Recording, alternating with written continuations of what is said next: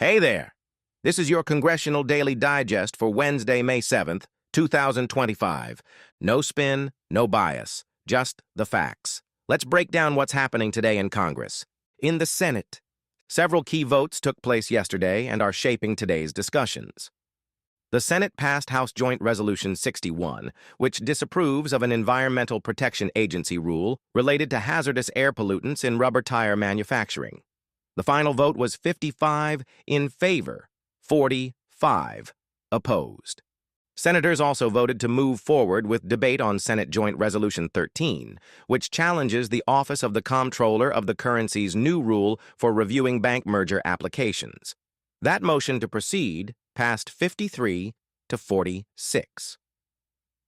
A similar procedural vote succeeded for Senate Joint Resolution 7, allowing the Senate to consider a measure to overturn an FCC rule related to the Homework Gap E-rate program.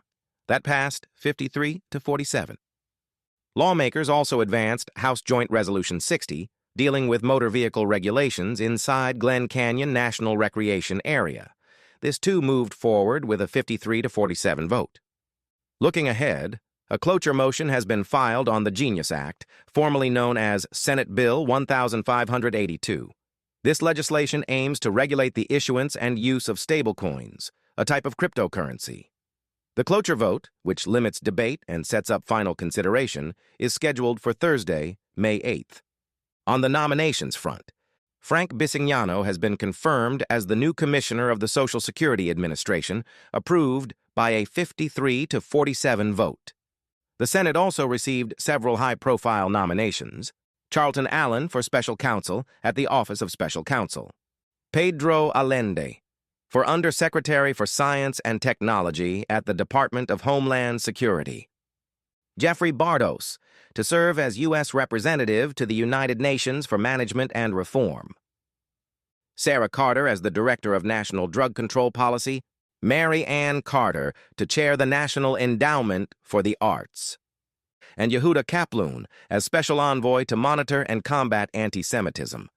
Over in the House of Representatives, a total of 19 new bills and 11 resolutions were introduced. These include House Bills numbered 3,206 through 3,224, House Joint Resolution 95, House Concurrent Resolution 30, and House Resolutions 386 through 394. The House also filed several important committee reports.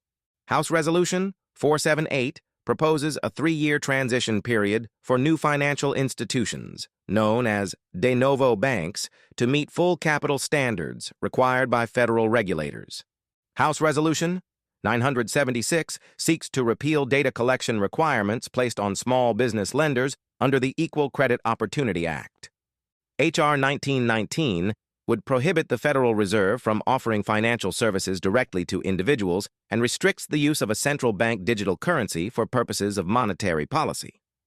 House Resolution 2,384 calls for the creation of an independent financial technology working group that would focus on counterterrorism threats associated with emerging financial technologies. Today's committee hearings. In the Senate, the Appropriations Subcommittee on the Legislative Branch is reviewing the budget requests for the Library of Congress and the Architect of the Capitol. The Agriculture Subcommittee is holding a hearing on the Department of Agriculture's fiscal year 2026 budget. The Armed Services Committee is hearing testimony on key Pentagon nominations, including the Undersecretary for Personnel and Readiness and the Assistant Secretary of Defense. In the House, the Energy and Water Appropriations Subcommittee is reviewing the Department of Energy's budget request. The Agriculture Appropriations Subcommittee is also focused on the USDA's budget. The Defense Appropriations Subcommittee is conducting an oversight hearing on the readiness and operations of the United States Army. The Science, Space, and Technology Committee is exploring America's leadership in quantum computing during a hearing titled From Policy to Progress. The House Budget Committee is holding a hearing called The Fiscal State of the Nation, which will outline the current federal financial outlook. The House Financial Services Committee is receiving annual testimony from the Secretary of the Treasury on the state of the international financial system. The Judiciary Subcommittee on Courts, Intellectual Property, and the Internet is discussing Protecting Our Edge, a hearing focused on trade secrets and the growing threat of international theft in the artificial intelligence sector. And finally, the Oversight Subcommittee on Healthcare and Financial Services met, although specific hearing details were not published. That's your congressional rundown for Wednesday. Subscribe to our channel or visit weeklyforge.com for more daily digests and veteran-led storytelling. Stay empowered. Stay informed.